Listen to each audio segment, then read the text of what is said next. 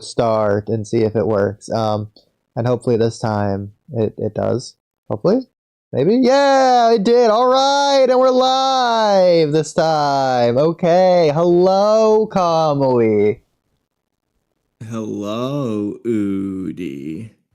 So, okay, I probably should have asked you this off stream, but instead I forgot, so we're going to start stream with this. So did you see in chat the drama earlier? I have no idea what you're talking about. Okay, so Troy made some tweets about Paradox. That's what that was? Yeah. And so I would have messaged Troy and be like, hey, I could pull some strings if you want. I can get you and Paradox in a Discord call together. You should absolutely do that. Absolutely. Okay, well, I'm going to be doing that. So wait, what did he say? If you want to pull it up and read it, I'll be messaging Troy. Well, I am right now, but I mean, to be fair, he is recognizing it was Kishimoto. So I'm very glad he added in the, as much as I hate Ikimoto, he said Kishimoto's the true evil man here. So I mean, I fail to see the problem. Like, Troy can disagree on like Gaara's hair. But I mean, I don't know if it's necessarily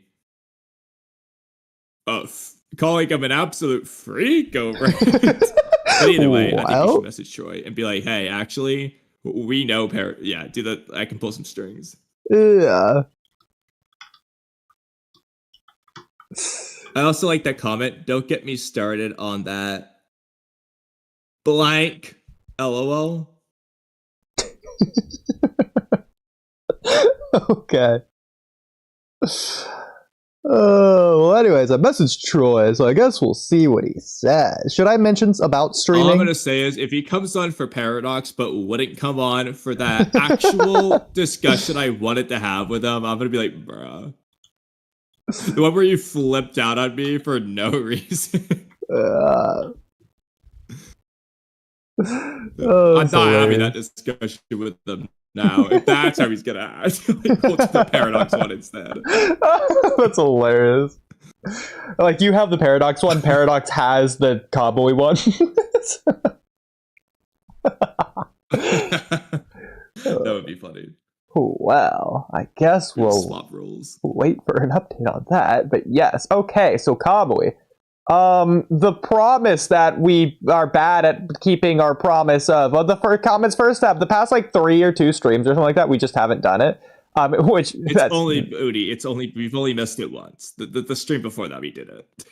But was it first? We missed it once. well, no, it was first on the other one. It was, but we didn't miss last time. I'll admit that. Well, I think that's just proof that I think about it multiple times, even if we only miss it once. I felt so bad. Yeah, so you think about it when we didn't stream and think, oh my god, we forgot to do that tonight when we just didn't stream. But that's probably what's happening. Right, speaking of comments first, I guess going in order, we'll just go with this one. Favorite Naruto? Oh, we already read this. Okay, we're gonna. Did we read this with? Yeah, I guess I think we've already. Blue Star. Well, I've definitely. No, I don't think we read it, but I have seen it. Yeah, I think we were saving it for Blue Star, or we did it with Blue Star. I forget. I think we did it with Blue Star. I don't remember. Okay, I'm just gonna delete it. We did it. Oh God, not that one. Familiar, but... Okay, let's just. Okay, do we want to do Hot Boy or a different one? We can do Hot Boy. Okay, we'll do Hot Boy. Unless you want to save it for Hot Boy. I don't even remember what this is, so probably not. It's probably not worth it. So Hot Boy said, I hope they get Kishi to write the anime version. Won't happen, but what if? Don't know what difference it would make. LOL. And this is a reference to 2 Blue Vortex. Hot Boy says it would. So far, we agree. Dennis says not really. So Dennis is the bad guy. Boruto 2 Blue Vortex slobber spotted. Nah, we would need more than Kishi, because if they don't balance the characters introduced in the anime, especially the ones they are effective canon at this point, then it would only ruin it. So first, before moving further. Okay, yeah. First of all, that's already a problem. So if they don't balance, okay. So like, what's his name? Zanier Zane. promise number 8738. Let's just put this in perspective. We want to talk about balance. So option 1, the current way, you have a 0 pounds on the scale for Denki and on the others. And our alternative where Kishimoto does it, let's just say it's the worst case scenario. He only draws them. I don't care if that's feathers. That's more on the scale. Oh, no. More balanced than it currently is. You know, Kamui, before we start balancing the characters, can we balance like Act 3 with like the rest of the story? So, you know, Kishimoto could fill in some gaps there, that's for sure. But so far, I agree. We should get Kishimoto back. If we did get Kishimoto back, what do you expect Kishimoto in particular, considering Kishimoto's writing style, blah, blah, blah, what do you expect he to do? Not what we would want to see happen in general, but what do we expect Kishimoto would change / add? Ignoring the fact that he's always just accepting every little thing. In this case, Kishimoto's going to ride it, so it's not an accepting problem. Yeah, so that's where I wanted to address that first. Yeah. One of the elephant in the room problems here is, so in this hypothetical scenario, if there is an Ikimoto outline or Ikimoto supervision, Kishimoto just is gonna take it. Yeah. He's just gonna do what Ikimoto says, because apparently that's how he rolls. Ignoring that. So for this hypothetical, though, it'd be like Ikimoto says, Kishimoto, I don't want to write another word. I'm done. You're so much better than me. You take over. And then Kishimoto wasn't able to convince him, and Ikimoto persuaded Kishimoto he's better, blah, blah. Okay, that's the hypothetical. It's a very tough question because we don't know the original outline. We only know that there was one and that it's been pretty dramatically changed. And then we don't... Okay, so we have to think back. Okay, things Kishimoto was heavily involved in for Boruto. Well, you have the Momoshiki arc, Naruto Gaiden, and the Mitsuki one-shot chapter. So you would have to analyze the style of those and just extrapolate, which isn't necessarily the most accurate thing, considering if you compare Part 1 Naruto to Part 2 Naruto, we've already talked about this before, but the mindset versus the answer thing, but Kishimoto just does change anyway. So it's not going to be perfect.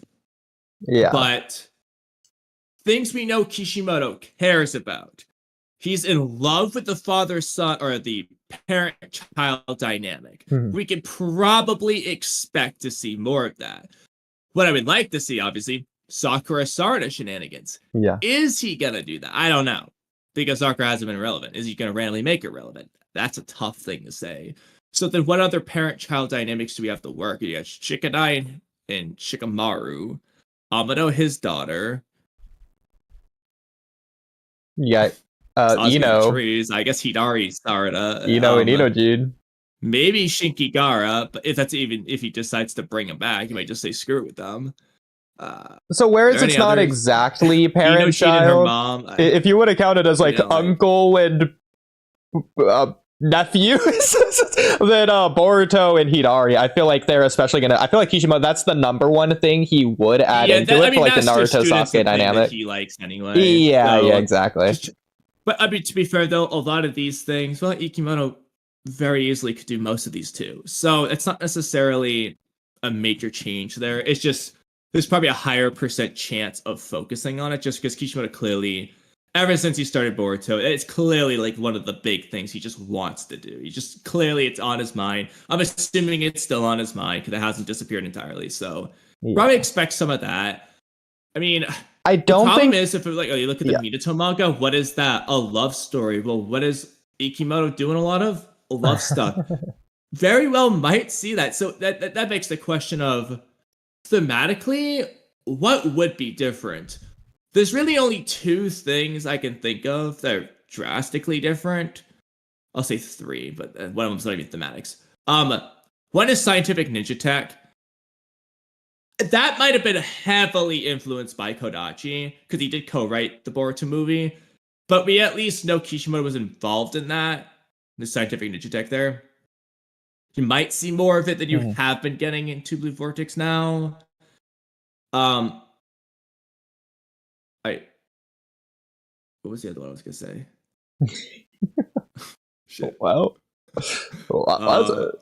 Crap. what it means to be What was Shinobi, the other- maybe? Oh, what it means to be a ninja, but that's technically already there anyway. So that's not even really a change. And then plot-wise, Otsutsuki lore, he might get to that a little bit more. He might, because just at the end of the day, he's the one who introduced it. He wrote it for the Boruto movie, you know. He might be more inclined to get into that than Ikimoto has seemingly been. But I mean, a lot of that, I don't know. I honestly, in terms of plot points and narrative, I don't know what would change. The only thing I know would change is execution. And I think that is really the difference. Yeah, I think he would keep a lot of things the same. Even if we don't like it necessarily, I think he would keep Jura exactly the same. He's not going to add or change anything. Same with Omnipotence. He's not going to add or change anything there. I think he's going to do a lot larger of an emphasis on the thematics. So, for example, like the love stuff. So I think that, like, for example, Sarada and Yodo, he's going to, like, massively flesh out some dialogue, some conversations there. Even, like, before they meet the Shinju. Like, they're going to, like, be traveling to the meeting spot and talking or something. He would have set up more than their freaking quarter of a conversation. Hey, you into a guy? And that's it before the fight. Like, he would have really gone into it, because that just seems to be the thing. Like, I mean, you look at part 1 Naruto, when it comes to the Chunin exams characters, he went all in right from the get-go on a lot of these people. Like, he started working on it as early as possible, fleshed it out very completely. You look at, like, even characters who continue to get more. You look at Neji, you look at Gaara, you look at Rock Lee, even frickin' Kiba's role, like, he did a lot, like, with everyone. So we know he can do it. I don't know how much more choreography he does it with everyone, like, every character that... Kisame frickin' did 90% of it just in the Turtle Island. Frickin' banger.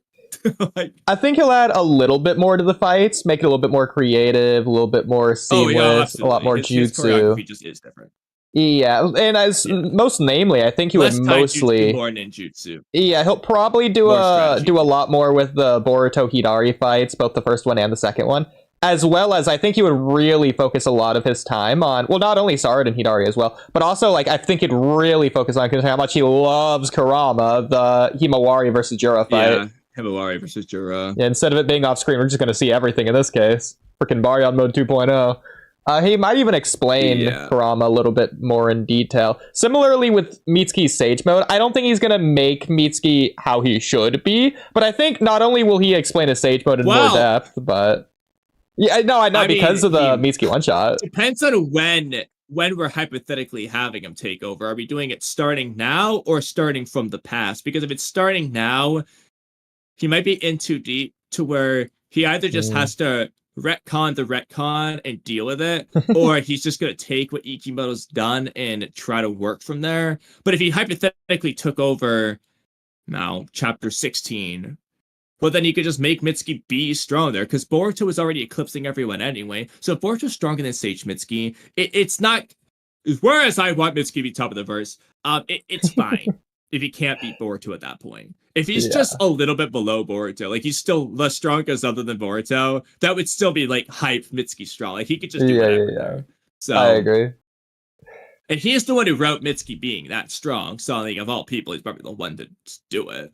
Yeah, I mean, but that being said, I do genuinely think Kishimoto would write in a lot more of Mitsuki Orochimaru conversation as well, especially in Two Blue Vortex.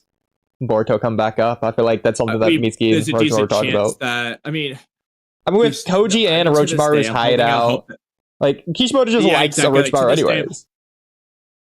I'm holding out hope that Orochimaru will get to do something. I mean, I think it's ridiculous if fixing the sword is the thing to get Orochimaru, but I'm grasping at straws at this point. Whereas I want it to be the best possible thing, I'm just going to take anything at this point. If I just get to see Orochimaru in person for a single panel, whatever I got to do to get there, I will take it. He's got to fix a stupid sword, whatever. Give him a Kusanagi blade, I don't care. But a higher chance of that. I mean, honestly, I hate to say it, just this higher chance of everything you want. But um, I was gonna say something. Oh, Well, right. Taking the interviews at face value, aside from execution, the biggest change that might happen is the nature of the villains. Ikimoto wants irrational. We know how Kishimoto has consistently written a lot interesting. of his villains. You might see more of the Naruto-like villains. That said, Momoshiki isn't really that archetype. He's closer to an Ikimoto villain, and same with Shin Uchiha. So Kishimoto can do more mustache twirly villains. He's done it. He technically created Urashiki in concept, so assuming the anime took his ideas, well, that's another example. So that's not to say for sure that he's going to write all tragic villains, but you might see more of those just because that's something he's done for so long. True, yeah. I don't think he would change Jura much, but I do think he would put a lot stronger of an emphasis on Hidari, whichever direction Ikimoto eventually does take Hidari. I think that Kishimoto is going to do a lot leading in that direction. Just because, I mean, he just already loves and understands Sasuke more than anyone else on the frickin' earth, probably. So just that alone. Exactly. I might have been a rumor that was untrue, but Sasuke may or may not be his favorite character. Interesting. I thought I had heard that once before. Yeah, but the fact that he wrote so much of Sasuke and Shippuden, it would just make sense that Kishimoto has the opportunity. He would love to write Sasuke since he's still technically in the story. And it's kind of refreshing role for Sasuke too. He hasn't been in this sort of dynamic in quite a while. Unlike Naruto, who's just been the Hokage throughout all of Boruto for the past 6-10 years, 10 years. Yeah, the Boruto movie, by the way, in case you didn't see, it came out 10 years ago. The 10-year anniversary was the other day. Yeah. It's crazy. So yeah, I did see that. So Naruto's been the same. Sasuke's been kind of the same, but he's been a little bit different, I guess, with the roles he's had in Boruto. But he's having a really big revitalized role here with Hidari. So I feel like Kishimoto would feel reinvigorated with that. I'm throwing a lot of weird words here, but hopefully you get my point. But similar with Orochimaru, I do feel like he likes Orochimaru, clearly, considering he brought him back and didn't do anything with him. So he brought him back just for the sake of bringing him back because he likes him. Including in Boruto. He hasn't done anything in Boruto either. But like you're saying, he likes the father-child dynamic anyways. I do feel, and again, Koji with the cave, even if Orochimaru isn't shown, I feel like Kishimoto would do stuff with the character. At the very least, Mitsuki and Orochimaru conversations. Whether he's talking on the snake telephone or whatever, like he was at the beginning of Boruto. Exactly, anything he can do. Yeah. So, I mean, technically speaking, Orochimaru, especially when you consider the anime and Kishimoto's one-shot, he just is an unresolved thing. Not so much necessarily narratively, but plot-wise. It's just what is that sage power he made, and why did he make it? Was it just research? That's fine. Answer. That's fine. It was is what he's just doing his experiments. But what is it? How did he make it? That alone is just can we get that answer? It involves Orochimaru. That's the bare minimum right there. I agree. It's not fair to just say it's sage mode because it looks way different, and especially in the one shot in the anime, it's way freaking stronger.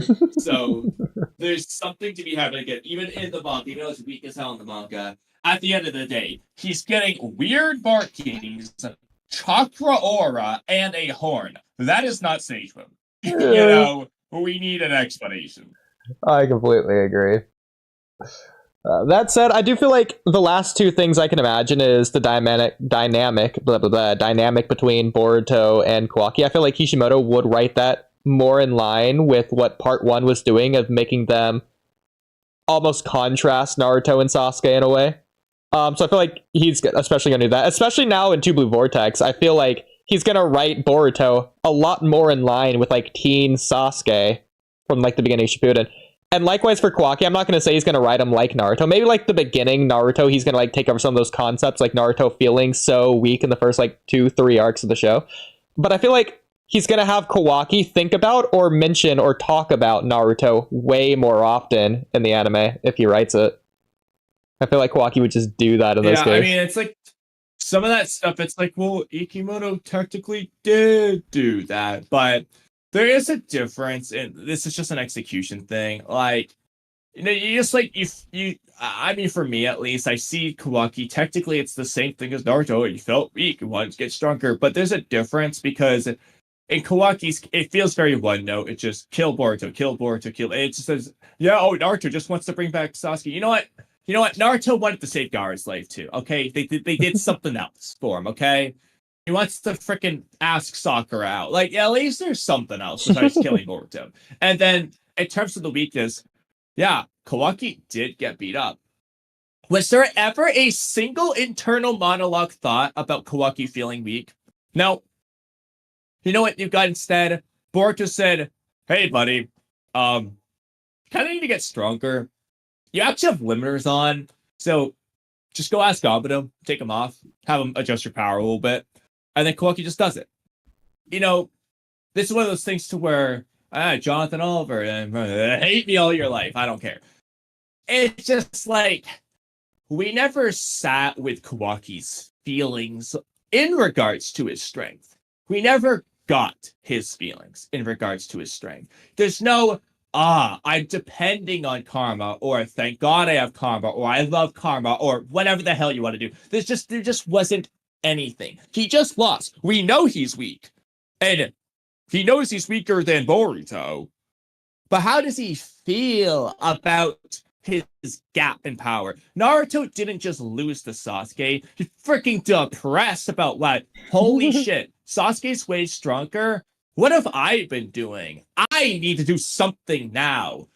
Kakashi, help me. Oh, we're going to learn Rasen Shuriken. We're going to freaking surpass Minato's jutsu. Okay, that's cool. And then he's like, oh, we need to learn the jutsu. It's, I'm going to beat Kakuzu because I need to prove to myself, not to you, Kakashi, to myself, that I can contend with Sasuke. That's what you got there. Where it was Kawaki. I mean, yeah, he did pretty darn good against Jura. Did Kawaki sit there and compare himself to Boruto a single time internally, at least? No. Is he going to later? Probably not. If he didn't do it then, why is he randomly going to do it later? That's just weird. So that's like the difference there. It's the same thing, except one actually did it. Yeah, like, I guess the comparison would be like, imagine if Naruto just didn't think he was weak, and then you get to the Tenchi Bridge, and Sasuke, instead of beating him up, he's like, hey, Naruto, why don't you go learn Rasen Shuriken? And then Naruto says nothing, and then just does it off screen. And then he shows up, and he doesn't even think, oh, I've caught up to you now. It's just, he did, and he doesn't even acknowledge it. Yep. Oh, yeah, I mean, it's technically the same plot points, but just bad. It's kind of a difference. A lot of other stuff I expect the anime to address, but I don't think it's going to be Kishimoto explicitly going out of his way to write something there. For example, I feel like the anime has to address whatever happened to the Claw Grime invasion in chapters like 2, 3, 4, whatever you want to say there. It's like, I don't think Kishimoto himself is going to do something there. I think the anime is just going to fill that in. Kishimoto might want to explicitly either address what happened to Moegi or explicitly not show it, because I feel like Kishimoto does a lot of times. He has it be like a dramatic reveal of a character is dead off screen, and that's like the point, and that's kind of what they do with Moegi. He shows it in a flashback. That was the difference, which Kishimoto never did. Sometimes, yeah. Like, for example, he did that with Shinki and Gaara. He did do that, like the Ikimoto, the flashback. It's a reveal, and then they showed it. I didn't like it, but they showed it. They never did that for Moegi. Sure. They told us, oh, she was protecting someone, but they never showed her. Yeah. I mean, they could do a bunch of stuff, so I don't know. They might put a lot more emphasis on, like, the Jonin of the village as well, whoever that might be, whether it's the legacy characters or not. Considering Kishimoto really liked that aspect of part 1, but that could also be a difference between, like, the era of peace that isn't really Two Blue Vortex anymore, but let's just pretend it is, compared to, like, Naruto. Well, I mean, what I can say there is that because it's the only things we have to work with that Kishimoto actually was involved in, you have Naruto Gaiden and the Boruto movie. The stark contrast to the old gen. Now, I'm not talking about Naruto and Sasuke being involved because, well, they're involved in the Jigen fight. They're involved in plenty of other cues. I'm referring to everyone else. So you look at the Momoshiki invasion. they didn't just not draw everybody. No, no, no. Like even in the manga, but especially in the movie, it's like in the anime, Kakashi's there. Movie, he might be. In the manga, he's not. But we'll just count him anyway because of the anime. So you have Kakashi, Sakura, Tamari, Gar. Well, Gari's doing it anyway, but so on. They're not doing a lot, but you see them protecting civilians. Like Sakura's punching the pillar, Tamari's blowing away debris with her fan, and so on. Like you see that, and then obviously in Naruto Gaiden, you know, Choji's like shown having come back from a mission. Sakura's heavily involved, and so on. It seems like based off what we have to work with, Kishimoto will draw them. At least acknowledge that they're still a Code's invasion. Maybe Sakura and Choji aren't going to be main players, but he's going to draw them just fighting a Clockline for a couple panels. Like 2 panels at least. He's just going to do it. It's what we've seen him do. Yeah, I agree. Other aspects, I feel like he would actually like it the way it is, and I feel like he just wouldn't change it. For example, Shikamaru, he might draw him he might like write him to be a little bit more smart, but overall, I think he likes all the dynamics between Shikamaru and Boruto, for example. So I think he's going to leave everything there. I think the difference is that there wouldn't Shikadir's an idiot meme. Yeah. Shikadir might be there, but not the meme of being stupid. Yeah. I think he's going to leave a lot of stuff early on. He'll probably leave the stuff between Sarada and Sumire the same. He's probably going to leave everything with Mitsuki and Boruto, as well as Mitsuki and Ada. He's going to leave that exactly as it is. Just things like that, I feel like he's not going to adjust at all. Honestly, to give Ikimoto's props, there exists a chance he just wouldn't even have the Mitsuki Ada conversation at all. I mean, that's interesting, yeah. It's entirely possible that he just wouldn't have done that. I agree. Have thought of it. We don't know, honestly. Yeah. Okay. Well, that was an interesting conversation, but we are still on the first of like 6 pictures there. Yeah. Honestly, we're not going to do Dygo React today. We're just going to do whatever time. But was that comment about Kishimoto, whatever, like based on something, or is it complete nonsense? I mean, there's no rumor. It's just nonsense. Like, I don't know. Where did he get the idea? Well, maybe if we keep reading, we'll find out. Okay. So I think this is continuing from Zane. So again, Zane was saying they would need more than Kishimoto, because if they don't balance the characters introduced in the anime, especially the ones that are effective canon at this point, then it would only ruin it. He continues by saying, and Kishi is his own writing, doesn't balance side characters well in his own writing. Okay. So, yeah, I mean, whatever you think about that, personally, I disagree. I think he just finishes his character arcs and doesn't come back to the characters because they're complete, which is completely fine. Again, like, I like using this example more and more. He doesn't come back to Inari because he doesn't have to. The problem is Inari doesn't live near the main character, so he doesn't have to do that. You can't really not do that with Kiba and the rest of them. Yeah. But anyways, manga is proof of it. So the other option would be to what manga? Tubular Vortex? Yeah, no Naruto.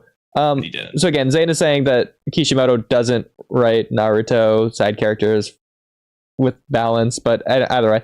Hotboy says, because Kishimoto doesn't write the moment-to-moment stuff at all. I already knew this, but it was confirmed semi-recently. Big shocker. Who would have guessed after the Minato one-shot was a woefully better product than anything in Tubular Vortex? So again, everything we agree with. Yeah. I think the Minato one-shot's underrated. But I think a lot of people seem to act like, oh, it was actually good. Hello. But anyway. Okay. I didn't know. I guess I couldn't hear you if you said anything. Oh, you couldn't hear me? Oh. No, yeah. Can you hear me now? Yeah. Oh, well, I said, to this day, Ishibata Minato one-shot is severely underrated. A lot of people, boring. It was just what the Rasengan was actually good. Like, I actually really liked it. I mean, you saw this morning at work the Sasuke retrieval arc, the Naruto vs Sasuke final fight was on TV.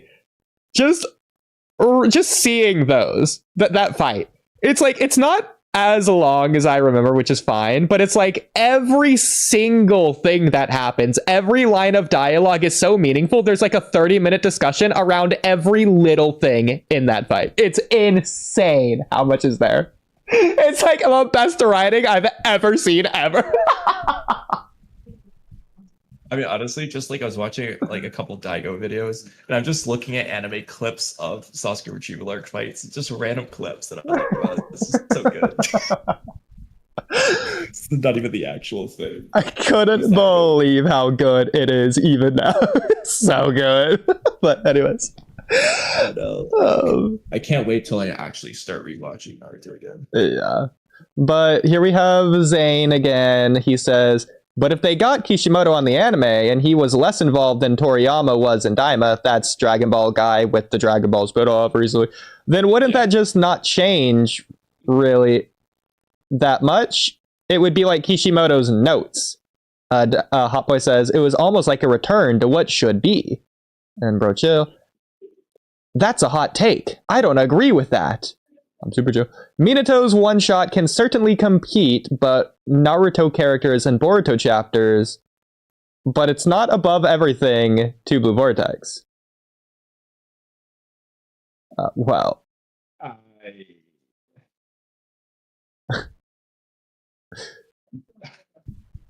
See, I recently went back to reread the Minato manga, and it just is good. The only thing that might compete would be like chapter 4 of Blue Vortex, but even then, I think the Minato manga is better than every single thing in Blue Vortex. I agree, yeah. And it's just one chapter. Like, maybe you can argue, given it Ikimoto the benefit of the doubt, he's doing more long-form storytelling, whereas Kishimoto's telling a one-off. It's like, it's a self-contained story, so it's supposed to have resolution as opposed to every individual chapter of Blue Vortex.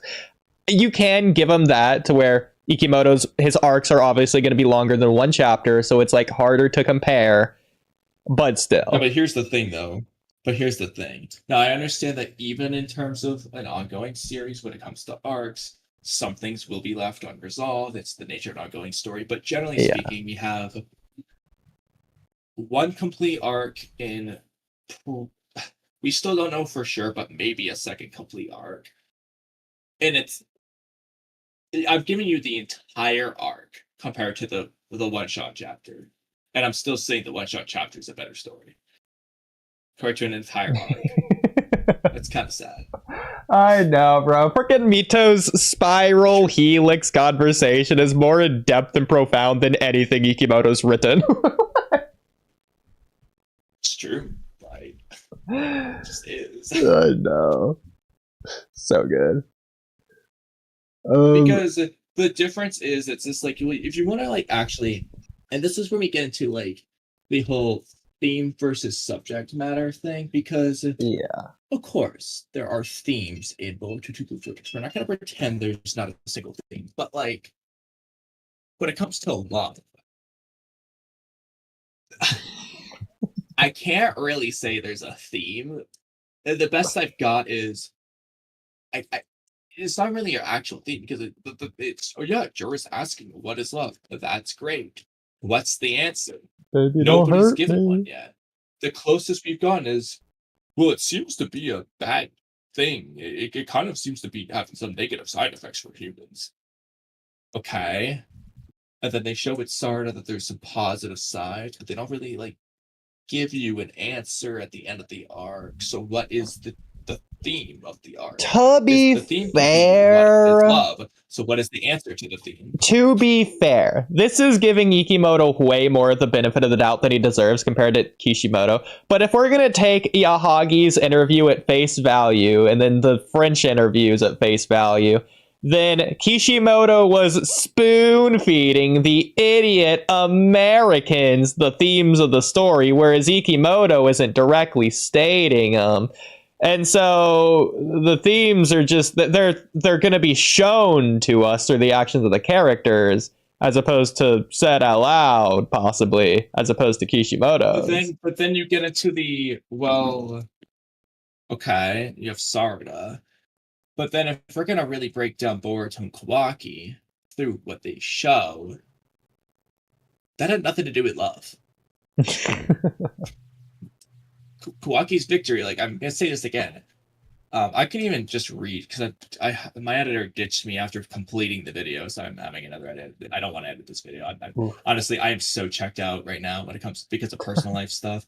I want to work on videos. I was doing great, but every time I look, I just don't want to do it. So I'm not editing this video. So I'm gonna give another guy a shot. Maybe this chapter will come out one day. But that aside, I'll go look at. I'll just go find the rewrite I had in terms of this aspect, but as it currently is, Kawaki's quote-unquote victory has nothing to do with love. His power doesn't have to do with love. It's not about love. The best you could say is not the point at whatsoever. Even if you want to say that's there, it's not the point. The love point would be about Boruto and or Kawaki, and it's not love. And before Jura makes this assessment. It's Jura spoon-feeding the answer, you could say. Oh yeah, it's because of love that Kawaki got stronger. But he's just wrong. So that's not thematically proving anything because it just isn't true. Yeah. And before Jonathan Oliver comes in here and just disingenuously makes the worst argument of all time. Oh, but Boruto and Kawaki do love each other. They can love each other passively, and actively what they do or talk about or behave like has nothing to do with the fact of whether or not they love each other. Exactly, because again, like, take it at the concept. Boruto and Kawaki love each other. I agree with that statement, but that's not why Kawaki got stronger. Yeah. Exactly. Nothing to do with it. It's Abado's limbers. Abado took off on the inhibitor. Yeah. Similarly, yes, Boruto and Kawaki are brothers. But but like the brother thing as well, I think that applies just as much as the love thing. Yes, they are always brothers. That doesn't mean every little thing they ever do together has to do with them being brothers or not. Exactly. Like Kawaki being willing to revive Akabi for Amado isn't because he's Boruto's brother. Exactly. And it's not because he loves Amado. It's not because he loves Naruto. It's not because he loves Boruto. It's just because Kawaki's character is inherently actually a pretty nice guy. He's just doing it because he's nice enough to do it. If anything, this is actually just a compliment, whereas someone like Jonathan Oliver making this argument would just make Kawaki like one note, whereas we're saying he's multifaceted. We're just saying the story's better than him in those regards. If you're gonna say it's always Boruto's love or whatever, okay, so there's literally nothing else in this character. Yeah, exactly. He has that one thing, and that's it. It was written around that. Nothing else. I guess Boruto just didn't exist until Kawaki came around, because those first like 3 arcs in Boruto just don't happen. But anyways, you had a rewrite? Yes, but I need a minute. Well, do you know how many burgers what it said? You first. I also don't have my phone with me. Okay, I will keep looking at the Zane Hot Boy thing. Yeah, you do that. Okay, so yeah, so Hot Boy was saying he's just passionate about Kishimoto's genius. Zane responds, how about you see the series and the people for their flaws as well to balance yourself? Man, so Zane's really going off here. He's popping off, but you don't need to cook two Blue Vortex like that. Damn. Of all the 11 or something chapters I read, it's just on all of it. So yeah, the Minato manga is just better than all of two Blue Vortex. Hot Boy agrees. If we all keep glazing, we'll never reach a ceiling. Sarada's peak, though. Hot Boy says, you can have something conceptually brilliant, but if it's executed by a washboard, you won't see any of that. Ikimoto cannot ever make Boruto legendary. I feel like it's a little harsh, but I see where he's coming from. Yeah, like I wouldn't say that last part because I don't see why he can't just. Yeah, especially not ever. He's a little crazy. Yeah, Like I'm not gonna go that far. Yeah. But what I will say is I'm a big execution guy because you can have great concepts, but if the execution just sucks, the execution just sucks, and it's not gonna fix anything. Like because like you're probably gonna get sick of me comparing to Hunter x Hunter. 'Cause I know I like it more than you do, but like you at least agree in this aspect. It's like subject matter wise, the Chimera Ant arc is got a lot of similarities to the Shinju stuff. Mhm. But we both agree it's just executed so much better. And that's not why even to say Hunter it's x Hunter's Ant arc is executed perfect by any means. We both have expressed our problems with it, but still. But overall, we agree it's done quite well. Way Like, better. And that's why you look at a lot of YouTube videos. Like I know that you're not going to agree with this, but there's a lot of YouTube videos out there. Like I've watched a decent amount that just do think Hunter x Hunter, especially the Chimera arc, is just one of the best arcs like ever. Like there's a big fandom of people who actually just do think that. Again, you don't have to agree, that's fine. But there's a lot of people who do think that. And outside of Jonathan Oliver and Simply Troy, I don't, and maybe Mamba, I don't hear anyone saying that about any of this super Vortex stuff. Like, Careful, Kamui. If you keep that listen, attitude people- up, Troy's going to make a tweet on you like he did Paradox. oh, whatever. I mean, but like, and then you have the Sasuke Jewel arc, the Pain arc, and stuff. You get a lot of people who say, "Oh yeah, best arc of all time." How many people are actually saying that about the Hidari invasion arc? Who's saying that? Again, maybe Troy or Jonathan Oliver. These are the two biggest Vocal Boruto fans I minority. know. But like, if only two die-hard, ridiculous, huge fans are saying it, it's like, okay, there's clearly a pattern here. Yeah.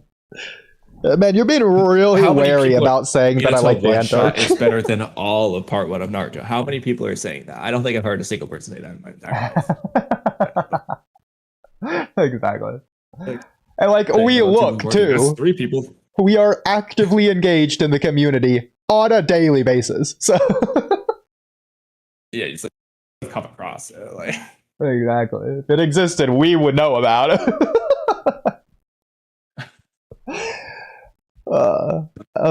the population to find that out. But Yeah.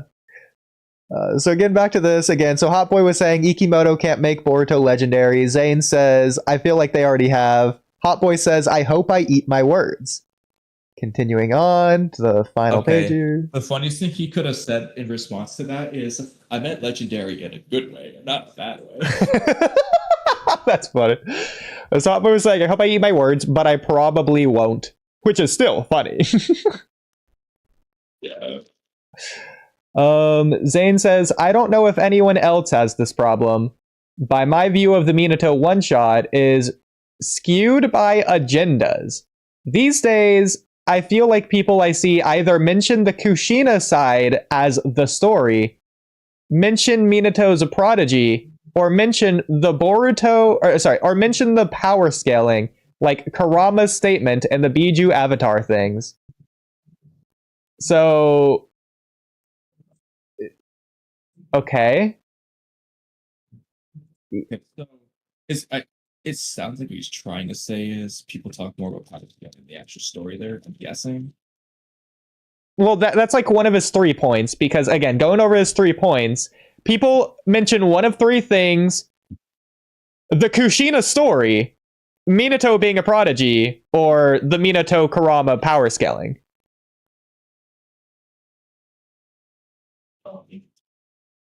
Eugenia's story is a pretty big deal of that. Yeah, like wait, what, is he surprised? But like, let's just ignore that for a moment. I mean, 2 things to consider is, I mean, the power scaling community just is a big aspect of this sort of thing, and that's true for Boruto too. Because you're like, what are half the people talking about? Oh, Sarada versus whoever, Boruto versus Kawaki, whatever. That's power scaling. It's not narrative. So yeah, you would say the same thing. It's not really any different. I feel like he's That's the also It just tells you what the really bigger fan base is. he's really glossing over the importance of the Rasengan and how much people talk about that, especially with the latest Boruto chapter, or like 2 chapters ago with Uzuhiko and that being rescinded from Jura. because it has similar properties to a Biju bomb. Like, people went back to the Minato manga to reread it because of that chapter. Yeah. So the Rasengan's a huge thing in that chapter. So I guess the only other thing that people could talk about that's like outside of like random plot ridiculousness that we've already gone over, such as the barrier, if you remember the barrier. It's ignoring stuff like that. Yeah. Or like Kushina like chaining the Ambu members or whatever. Outside of stuff like that, like how are you going to talk about that? Oh, you also like Minato's teammates. Some people do talk about that, and the fact that the 4 and 5 tails were together, people talk about that a little bit as well. The only other thing that people could talk about that I don't think they do is like the very final page with Kushina seeing Minato's head aligned on the Hokage stone statues in the background. But like, I don't know how much you could talk about that. Like, we get the relevance. It's pretty straightforward. It's just really cool. That's the end. He becomes Hokage. That's it. That's what it is. Kushina sees it. She knows. I mean, stuff like that's like, it's one of those things where like, yeah, that's really good and really cool, but how much are you gonna say at that? I know, especially all the stuff later. That's why it's good, and they move on. It's not like a discussion point. It's really good though. Like, it's kind of, in my opinion, similar to the Kakashi Obito cameo. It's almost like thrown in there as an Easter egg, but they were in the background, whereas Minato, that was not only the foreground, but like that was the point of the final page. Yeah, yeah. You know, it's just like, I'm trying to think of like an example. Okay, here's an example that's nowhere near as good, but that illustrates the point. So you remember that the Kawaki hand karma panel with the leaf symbol that like may or may not have meant to be something? Yeah, which, by the way, as good as that panel is, I also want to add, you could just change that symbol to the Uzumaki symbol, and it means just as much. Like there's nothing specific about exactly what we saw that necessitates it being what it was. Yeah, but what I was going to say there is that, to be fair, this is just giving it the benefit of the doubt because you didn't even know if this is intentional or not. But assuming it all is, it's the same idea. Oh, that's cool because of XYZ, and that's the end of it. Yeah. Because at the end of the day, it is just one symbolic panel. Okay. There's nothing more to it than that. Really quick, It's I not think. a concept. It's just, huh? Oh, sorry. Go ahead, finish what you're saying. I was gonna say it's not like it in of itself isn't a narrative concept. It's just the symbolic drawing. Yeah. So the thing you're going to talk about would be the narrative concept, which is just going beyond the drawing. Yeah. I like how he doesn't even say like Kushina's spiral helix thing specifically. He's just like, yeah, Kushina's story. It's like, yeah, people talk about the Minato manga's story. I agree. that's one of the big things people talk about. The story of the chapter. Yeah, kind of makes sense. It's like as vague as possible. He screwed himself over there. But what I was gonna say for okay, so I think the funniest symbol that Boruto could have given to Kawaki would have been like the symbol on Jigen's clothes. It's like, here you go. By the way, happy you. I was gonna say that, yeah. The thing that we still don't, I mean, that would have been cool, so that maybe we could get more lore on that, but other than that. Yeah. Another, okay, there's a couple more funny ones you could have given. This one's actually interesting. Okay, I'll start with the goofier one. Or two goofy ones. One would be Ishiki's horn symbol. Or just like Oodie. Yeah, like Boruto just did like a crude sketch one time and had the metal maker make it like that. Looks like a bad Ishiki. It's just like a little it's like a Kurama plushie, but it's like small and it's Ishiki. He's like, this one's been on my mind lately. I love it. It's really easy to focus on. Some other actually. The other one that's a little bit. Yeah, go ahead. Oh, go ahead. I was gonna say he could do like his kunai headband or whatever. No, not headband, like the kunai or whatever. That symbol to like represent ninja or shinobi. So Kawaki's holding shinobi in his hands, like behind or I guess in front of the karma seal. To be fair though, I think the leaf symbol would suffice for that concept. I mean, whereas technically, I feel like that's more specifically like the Leaf Village than Shinobi themselves, the Shinobi Way or whatever. Like at that point, I would say do the Will of Fire if you're gonna do that symbol. That would be a good one, actually. Yeah, I didn't even think about that. Other good ones include is this big one? Both funny and seriously actually kind of interesting. And it would be my karma seal. It's just a 3D karma seal. That's ridiculous. That is a that's ridiculous for both Boruto and Kawaki, but it's actually interesting if you just accept it for what it is for a moment and then think about it. Like that's actually interesting because the karma seal is a touchy subject for Boruto right now. So like he's actually thinking about the karma seal on his hand during the scene, which could arguably be why he's able to focus on. He could be choosing that karma because he knows he'll be thinking about karma, so it's actually the easiest symbol to focus on. You could also argue though that's the worst thing for him because then he's getting distracted by karma in general, but you could argue though it's the easiest thing for him to focus on, so he's playing into that. And then for Kawaki, we already know everything that's happened with him with karma. He's going to use karma in this fight for the first time for real in a while. That could be just interesting, that he's holding onto the karma like that. It's an interesting idea anyway. I mean, what I would like them to do is if they're doing the karma metal piece or like the diamond metal piece, I guess, Boruto says, put out your hand. Instead of throwing the piece to him, Boruto puts the karma diamond metal piece in Kawaki's hand and like puts the piece directly over the karma seal, almost like to imply they try to cover it up or wants to protect Kawaki from it, or that like whenever you look at your palm, think of me instead of your karma or something like that. There's a lot of things you could do there, but it would just be an interesting choice. I do think the leaf symbol or Will of Fire symbol would be the best two options. Realistically, probably. I agree. For Kawaki's character, anyway. But I do think this would be an interesting one. A few other ones, some of these are not as great, I'll admit, and one you'll actively disdain, but a few other ones could be like a symbol for like a Rasengan. I guess it would just be like a circle with a lot of spirals in it. Boruto would probably have to say what it's supposed to represent. Vortex, there you go. Yeah, well, okay, I just came up with this stupid one. Yeah, people would have lost their minds on Twitter for that one. So stupid. I'm sure you're gonna guess. It's Boruto's blue eye. Well, okay, I'm glad you're saying that because what I was gonna say is that Kawaki's is so discarded. Yeah, I was gonna say Boruto gives him you hold on to this for me. I was gonna say Boruto gives him like a sun-shaped symbol for like the Star of Hope for the Jogan. Yeah. Or you could also have it be like Ada or Damon's eyes. That could also be interesting. Yeah. The last one that I think is good, but again, I don't think this last one would be as great as some of the others. But like sunflower for Himawari. Almost to imply that both you and I protect her. Actually, like the previous arc than this arc, but I do like it in general. Yeah. Okay.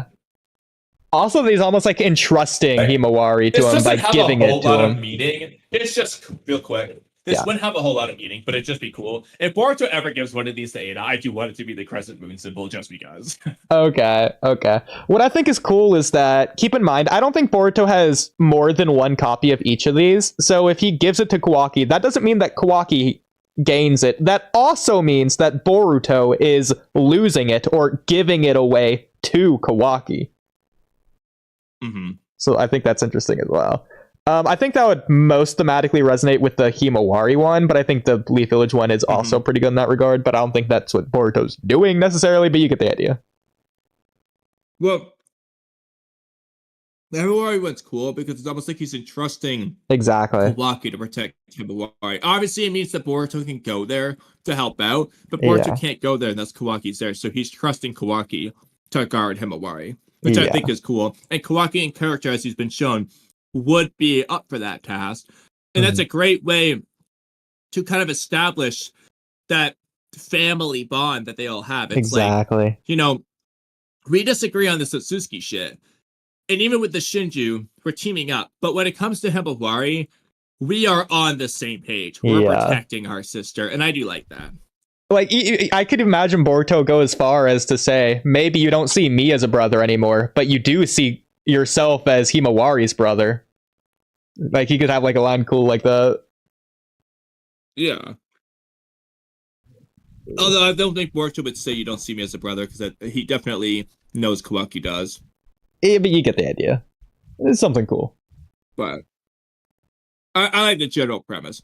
I really like the we're going to protect Himawari together aspect. Like, if honestly, I care more about that than I do about them teaming up versus the Shinju. That's not about, it's a difference of teaming up to defeat a common enemy versus teaming up to protect a common ally. That's a difference. Yeah. And in this case, it's their sister. And it feels more meaningful that they're teaming up for Himawari than if they're teaming up for Jura. Like, both have their places and they can do both, but I would like to see them, and again, it kind of goes without saying that they'll be on the same page about Himawari, but I would like to see them play into it a fair bit at least. But I like, again, that from Koji's visions, Himawari's in a situation again. I like them to either be protecting her, trying to protect her, or there's a specific reason why they couldn't go there, and that affects them mentally. It's like, that sucks. I can't protect Himawari. What can I do to get there? Like, what do I have to do? I gotta beat Mamushi first? Okay, let's do this so I can get to Himawari. I want them to, like, any of those three. Just be nice. It'd just be nice to see. Yeah. What would be cool is if Boruto knows about Amado Scientific Ninja Tech spying on through Kawaki or whatever, is if Boruto somehow is able to relay a message to Kawaki, whether it's through chakra or something, because he can't do something that he could see or hear. So it would have to be through, like, Ninchu or something. Just not like an emotional conversation, but like to relay information. You could do that too, but that's lame. Well, Ino's jutsu is interesting because that indicates, hey, Ino's come around. Now she is going to help Boruto. So obviously they need to get to that point first, but maybe even like Seal of Reconciliation Karma Seal shenanigans if they do that again. But like with the intent expressed purpose of this. Yeah. That'd be cool. There's a lot of ways they could go about it, honestly. Yeah. I mean, they have addressed Ninshu as a concept already in part 1. Only one time they mention it, but still. So if they really wanted to, Boruto has acquired a lot more knowledge of all things chakra. So there could be a thing to where one of his future training things was figuring out Ninshu, which at that point I'd say, okay, well then he should be telling Kawaki the plan with the Sand Village to Ninshu, so that you don't have to deal with the Ada borderline plot hole. But ignoring that, there could be an interesting way to do it. But realistically, Ino's jutsu is the most likely, because it's well established, and then you just do Ino character stuff leading up to it. So I don't know if Boruto would care if Ada knows. Maybe he'd be worried that Ada would tell Koji and that could ruin something. I don't know why it would, though, necessarily. It's not like Koji could stop Boruto. It didn't happen as it is, so he clearly doesn't care. Yeah, but what I was more so going for, because he's already doing that off the books anyways, as like under Koji's nose or whatever. So I'd like this to be something that some information that he's relaying to Kawaki specifically behind Amado's back. So it would have to be important information as well. And that's cooler. Yeah. I agree. Okay. That said, we can segue to your topic on that.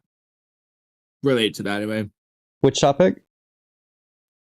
Is that also defining comment? Yeah. Kawaki's Ninja Tech Amado Eyes. And then my response. Okay, when is that? Probably in Boruto topics. No, when is that? Was this? Is that recent? Pretty recent, I feel like. It might be an intro topics. I don't know which topic this is. Search Amado. Search Amado. It might be an intro topics. Okay, there you go. This one? Okay, yeah, thank you. So does Ikimoto expect me to believe that Kawaki has Amado eyes, but Koji doesn't? I don't accept the obviously untrue headcanon of Koji got them removed after the Ishiki fight.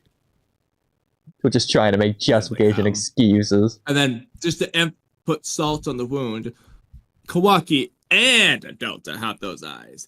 And Amado had Koji towed camera connections to his glasses in the Kawaki arc too. Exactly. Now, we don't know if it was only that one Toad is the only one that had a camera, and not a single other one has one. But, like, realistically, others might too.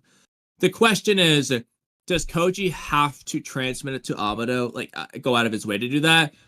Or can Amado hijack it and just peer through it whenever he wants? That is the question. Because he did get a transmission from Koji, but, like, can Amado go out of his way to just do it? We don't know there. Where is but, he? Like, Yes. he did it to Kawaki and Delta, and Koji suspected at least he has a shutdown code just like Delta. Code Ada and Damon seemingly don't, but at least the story said Koji might. And if Koji does, let's just say he does for a moment, at that point, he probably has the eyes, dude. But maybe he doesn't. But like, the only explanation is he was either limited in his technology in Kara, or he just simply didn't have the means to create the technology in Kara, and he only did it after he went to the Leaf Village. Delta had him, so yeah, true. It would just be a matter of he just didn't do it to everyone. He could have limited resources, but I don't think that's the case, considering Jigen's giving away countries. Yeah, he's like buying countries worth of people. So, and Victor's that rich. So It would just be a matter of Koji just didn't, or Amado just didn't bother. He just didn't see a need to, didn't care to, whatever. I mean, it could be the case if he he's didn't do it to Code. If he's expecting Koji to die anyways, that could, I guess, matter. But so he just. Even with Code, technically, I suppose Amado could have theoretically done a shutdown code, but wanted the limiters off for his plans and was hoping Ada Damon would betray Code, so he was gambling on that. That's possible, but it feels like he doesn't have a shutdown code for Code. But then again, maybe they're going to explain more to this, because I feel like they should. Not that they need to, but I feel like they definitely should.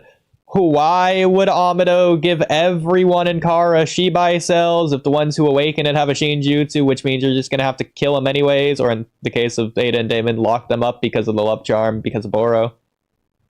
If they're going to be stronger than Jigen. Yeah, I would like that explanation. It's possible that Jigen wanted them to awaken Shinjutsu, but the ones who just so happened to just ended up being too strong separately.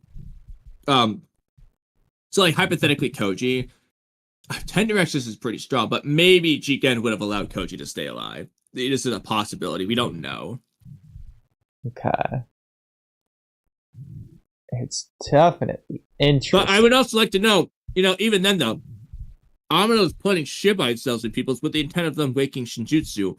Why wouldn't he put shutdown codes in everyone? Like, he gives the reason for Kawaki initially. Oh, Jigen forbade it because it's his vessel. Okay, but Jigen didn't care about Delta having one, or potentially Koji. So why would he care if Ada, Damon, and Code have one? If anything, he'd want that to happen, because if they're too strong, great, we can shut them off. Like, I mean, all of them might have it. Even Code, I'd be willing to accept him having it, despite the whole getting the limiters off scene.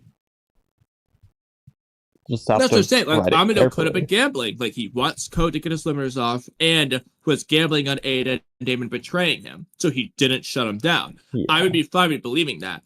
But it doesn't feel like Ada has one, because Amado was Shin Brits and didn't just shut her down. And he didn't see her as an ally there. He was just freaking out. I feel like he would have just, if he had the shutdown code, he either, and it doesn't seem like he was acting there, so he either would have just shut her down or not been so scared because he can't shut her down. And that's what really was, just all an act. Possible. I mean, you have to wonder why he was so scared in the first place. And there's a lot of explanations there, so I don't see that as a problem. Not yet. But, I mean, to be fair, though, you can argue the story gave you enough reason. I think they should come back to it at some point. I would like to be more to the, okay, so why was Amado so afraid? Is it because Ada his love charm? Is it because he knew about omnipotence? Is it because he was worried about Ada's information gathering and she was going to spoil his plans? Blah, blah, blah. Like, what was the real reason he was so scared? Yeah. Was it just because she's a cyborg stronger than Jigen? Amuro didn't seem that scared of Code when he got his limiters off. So, I don't think that should be enough. He wasn't scared of Jigen. Stupid. I don't know. But either way. So I know you said not to do it tonight, but maybe we could like watch a minute of Dygo React since it's in the title. Did we gotta do that? Just for the meme of like part 5, part 6, part 7. 10:30. Sure. Okay. It's 10:29, yeah. Alright, watch a minute and then end. This is stupid. We're giving the people what they want. Okay, let me also Magma style hellish tsunami. I'm frustrated with the lack of damage. Magma style hellish tsunami. A massive wave of lava ejects from I like how he's just using like an actual picture of like Antarctica or whatever. Yeah. Kurotsuchi's mouth now. Kisame Hawaii, turns whatever it around, is. weaving hand signs about to be engulfed by the wave of molten rock. Enough water to flood the entire forest explodes from Kisame, hitting the wave. So I was thinking about this the other day. So obviously, whenever water style users make water, they always have it come out of their mouth. Earth style users, Same with fire style. Same with fire style. Earth style users should be able to make like a mud wall in front of them if there's no earth below them. But like, how would it come out of their hands? Because like, I can't see it coming out of their mouth. We've seen them spit it out their mouths before. We've seen Akatsuchi. And that's fine, but that wouldn't be the mud wall jutsu. If it comes out as a wall. But it's not gonna do that unless it's just gonna randomly go from shrunken to large somehow. Like it's going in or out of Jiraiya's weird toad mouth thing. It could come out like a straw and then just expand out and change shape afterwards. It's an inflatable raft, bro. It's so stupid.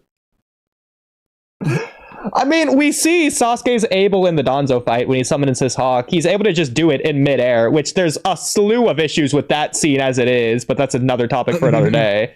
So that's what I'm imagining. Like, they're just gonna like do with the Earthbound mud wall. They're gonna put their hands on the ground, which in this case is just gonna be the air around their feet, and the wall's just gonna manifest from like their fingertips or something.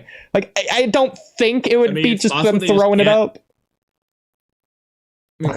If it's not them throwing it up, and it's not coming out of their hands, it's possible. Just can't do it. That is just a limitation to the mud wall jutsu. I guess. You just can't do that. I guess it would make sense. I just don't like that. But either considering how easy the jutsu is, but yeah. It's just silly. I mean, lightning comes out of the hand, so it's not like they all come out of the mouth. There's at least that. I mean, and even like, Moo's water bullet pistol thing, that came out of his fingers. Make it Getsu, but yeah. Yeah. So I mean, it's definitely there. It's possible. I don't know. Either way. Magma stopping it and creating a lot of steam that blocks the view for a second. Naruto, who was putting a kunai in his ninja bag, jumps upwards so he doesn't get hit by the massive wave of water that now covers the entire forest. So why was Naruto in the middle of a fight putting a kunai away? Focused on that instead. Putting his weapon up, sheathing his sword in the middle of a fight. I guess he was just that confident in Kurotsuchi. He wanted to make sure he had that thing ready to go. Like, what's he gonna do next? Pull out makeout tactics? I mean, that would be pretty cool. The trees and destroying many of them as well. Only the tallest stick out of the water line at this point, and the rest are completely submerged. Okay, so this is also funny. So I was looking back again, Naruto Sasuke fight, watching this morning. You know, like the part where Sasuke's like, "How could you ever understand what it's like to lose all that?" and throws the Red Eyes Naruto into the water below, and they both like get on top of 2 logs. You know that scene, Kamui? Can you not hear me? Yeah, I did not hear you. Maybe that was noise suppression cutting you off. Okay, so this isn't a problem. I'm gonna preface with that. There's nothing wrong with this. It's just I always thought, based on like the framing of that scene, the fact that it's them two doing it, they're standing up on the logs and all that, it feels like those are the only 2 logs in the area. But like when you're looking at Naruto and he's saying like his like, yo, I promise, blah blah blah, and when I look at you, it's like I have a brother. When he's saying that, in the background you see a 3rd log just sticking out of the water. So I guess there's a couple logs in the air. My brain just never like processed that as like a possibility. I thought that was the craziest thing of all time when I saw that today. They just got really lucky when they were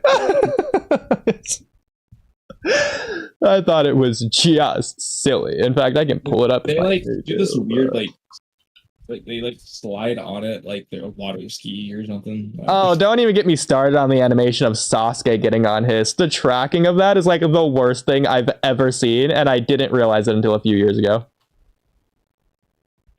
It's so charming. Okay, so I'm pulling it up right here. I won't be able to see, but that's okay. Stream can see. Okay. So it should be before that. It's gonna be right around here. Okay, so first I just want to show. Give me the timestamp and episode number. I can just look at my own time. Well, 133, which you should already know. So Sasuke. Don't forget about it immediately. Yeah. So Sasuke getting on the log is at... Oh, can you see it from here? Okay, yeah, no, even in the wide shot, it doesn't look like there's any logs. This right here might be a log at like 5 minutes exactly, but like it just looks like it could just be another rock. It has the same rock texture anyways. Not that it couldn't be a stick. I mean, Naruto and Sasuke's logs they're standing on are very, very thin, about as tall as Naruto and Sasuke, or thick as Naruto and Sasuke, I should say. So it definitely looks... That has to be some just spiky rock sticking out of the water. But either way, so yeah, okay, so here's Sasuke okay, yeah, you can even see a log right here when Sasuke's doing it. You can see 2 logs, actually, when Sasuke's getting on his log. But here's the animation at, like, 450. Sasuke getting on top of his log after he falls down. Naruto's, like, fine. Sasuke? Oh, that's not the correct scene. Oh, I don't know what scene it is, then. What scene does Sasuke get on the log that looks really weird? I don't know what scene it is. Anyways. Is it not when he jet skis on it? It's something else, maybe? I don't know. I thought it was when he like jet skis on there. I thought it was too, but clearly it's somewhere else then. But either way, so looking at the scene here, yeah, okay, this was the log I was looking at earlier today. It's like, oh my god, there's another one! What? This is at, what is this, 6:55. I'll just post the screenshot in the Discord. It's so stupid that I was freaking out over this. So this is... Are you referring to the extra log or the goofy animation? No, the extra log. Okay. I put it in chat. It's like, oh my god! I can't believe it! Oh, so stupid. I was losing my mind when I saw that earlier today. So. Oh, but either way. Okay, back to the episode.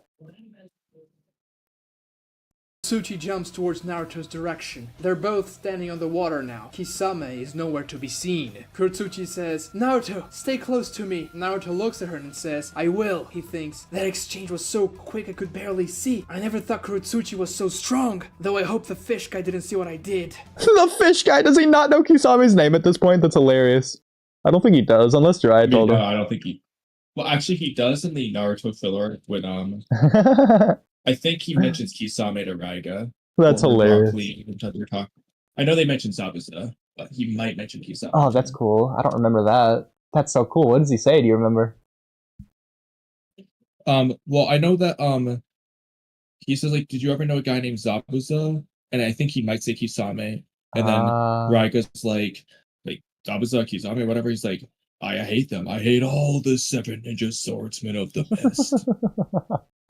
Okay, Never that's really cool. explained why, but he hated them. Well, maybe he was just really good friends with Might Die. He's his eternal rival. Actually, if anything, he should be mad at Might Die. He should hate Might Die because when he saw Rock Lee, he should have said like, oh, "You look just like that other guy in the Korean jumpsuit." Okay, that's the funniest thing he could say. You look just like that other guy. But like, Raiga's literally in the manga. He's one of the people that fought Might Die. Now, in the manga, you don't know if Raiga survived or not. But in the anime, if you take the anime canon, then Raiga survived Might Die. I mean, the anime is actually insane considering. Which is insane though, because think about it. So like, Kushimaru Kuriare, the sewing needle, Jinpachi, the explosion guy, Genie Nakabino, the helmet splitter, all these people died against Might Die, and Raiga survived. And well, to be fair, I never got the impression that the 7 ninja swordsmen ever took down Might Die, just that he just died from the 8 gates before he could finish them all off.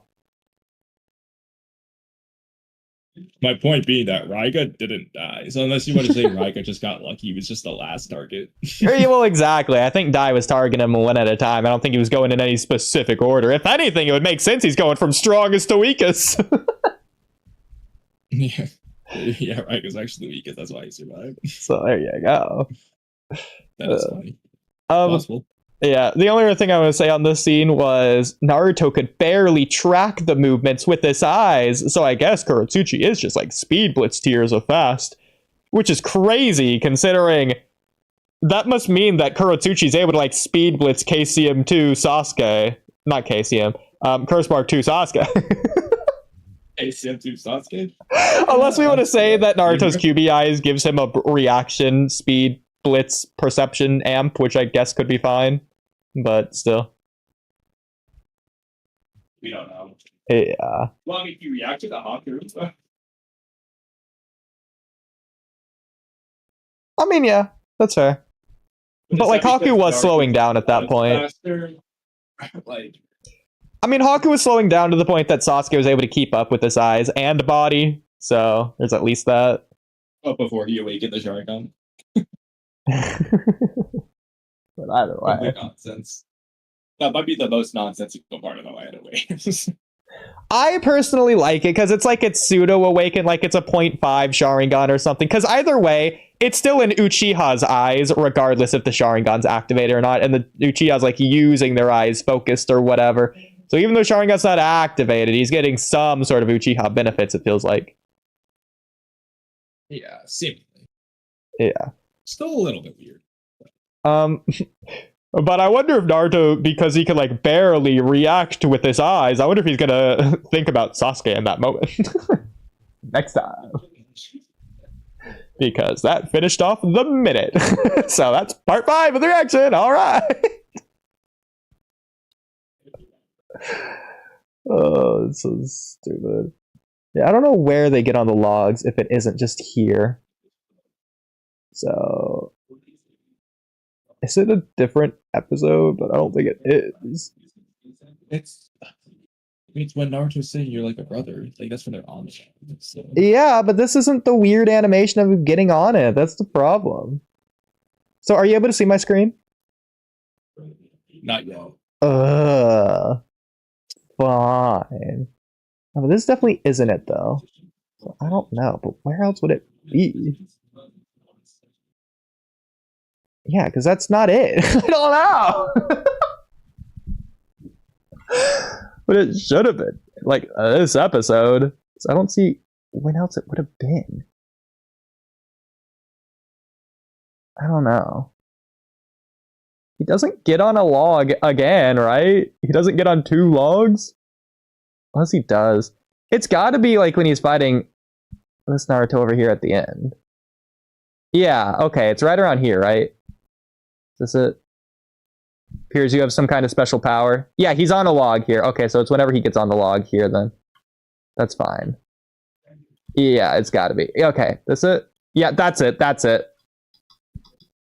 Yep, okay, I found it. I'll be good to check in a minute. Yeah, it's like 1640. Oh, that's kind of cool though.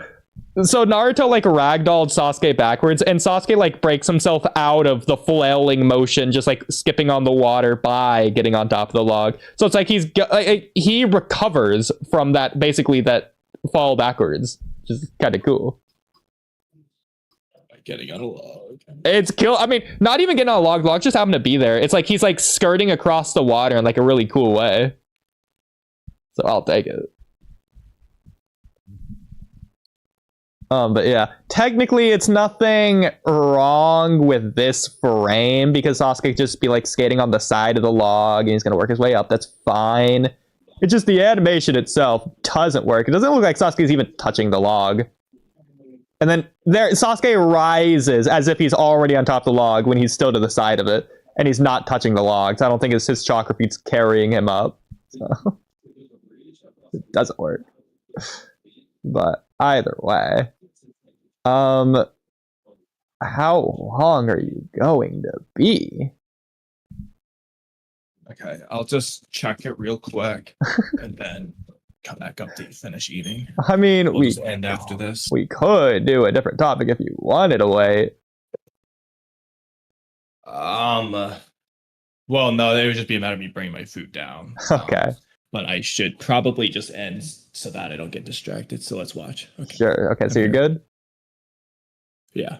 Okay, so again, he's like flailing on the Sasuke's water. light there. Yeah, but watch this, watch this. Before he gets to log, he does this cool, like that's a cool like skate Yeah, maneuver. that's what I remember. The slide thing, the surfer slide. Yeah, like if that log wasn't there, Sasuke would have been just fine. In fact, I bet he would have like sprinted out into a run going out of this. Like he never would even stopped.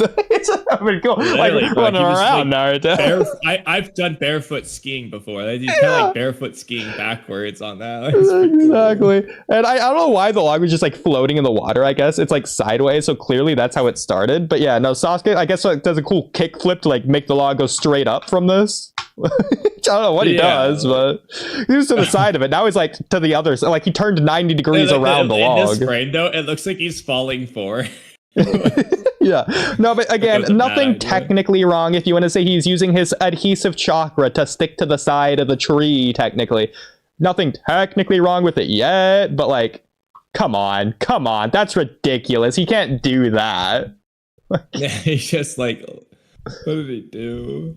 Like, bro, he's just rising like he's freaking Jesus. Like he's not on top of the log here, and he goes up with the log. It's like moonwalking up the log or something. Like even here, you can tell his clearly his balance is in front of the log. So it's not how that would work. Like, bruh, no. Just glides up it. I mean, it's always been cool, but like I can't see it in motion anymore without seeing it wrong, even if I'm just watching casually anymore. Like. It's too long. It's too long. Yeah. I can't unsee it. I wish I could. That's First funny. couple years I watched it, it looked perfectly fine. Nothing wrong with it. But now it's like he's not even trying. What happened with the Real animation? quick, Yeah. the bluish water puddle in front of the log kind of looks like a steak with that T in it. Or like a whale crying. A whale crying. So stupid. I love it. Okay, let's just. There's a happy face all the way in the top right. That's not a happy face. What do you mean? Well, it's like a toad's mouth. Looks like, it looks like a freaking ghost. It's like, Yamabuta was watching this fight. It's just in the water. Oh my gosh. To show you the other log animation that I was getting confused with at first, it's this one, which, Yeah, this as is you the one know, I was was thinking fine. it was. Same, yeah. And that looks perfectly fine. Sasuke, again, looks fine. So, there you go. But yeah. Again, look again, like there's Chibi's here. logs in Like, the look at his background. legs. It's stupid. Um, but I wanted to show. Were those True Seeker orbs there? Oh my What was god! that? It was Naruto's smoke bombs, but okay. So Oh, Kamui, do you think this is a spiky rock or another log? yeah. I think it's a rock. Okay, I agree because again, Based on the- comparing it to these logs here.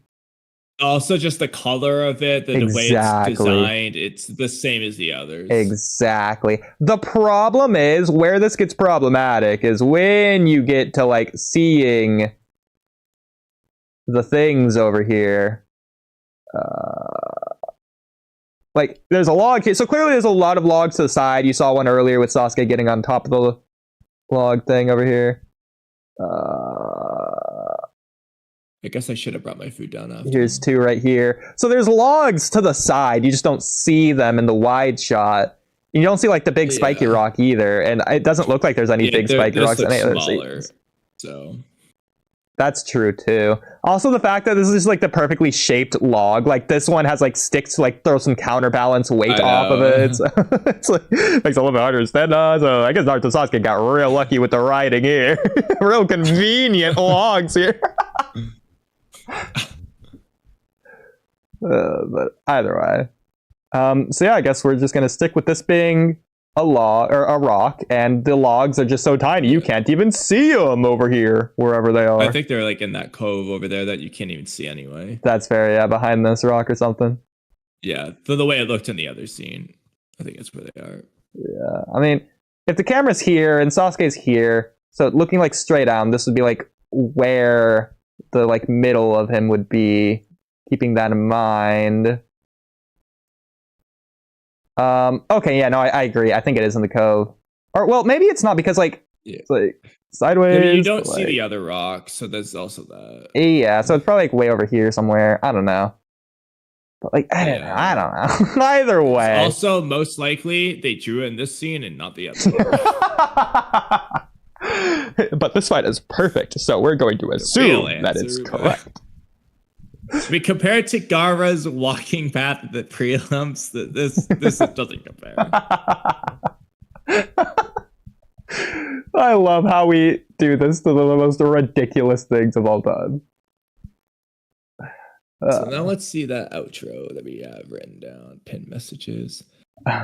All mangaka are human, but only one of them is icky. Okay. All mangaka are human, and most of them succeed. But at least, who failed? Ikimoto failed!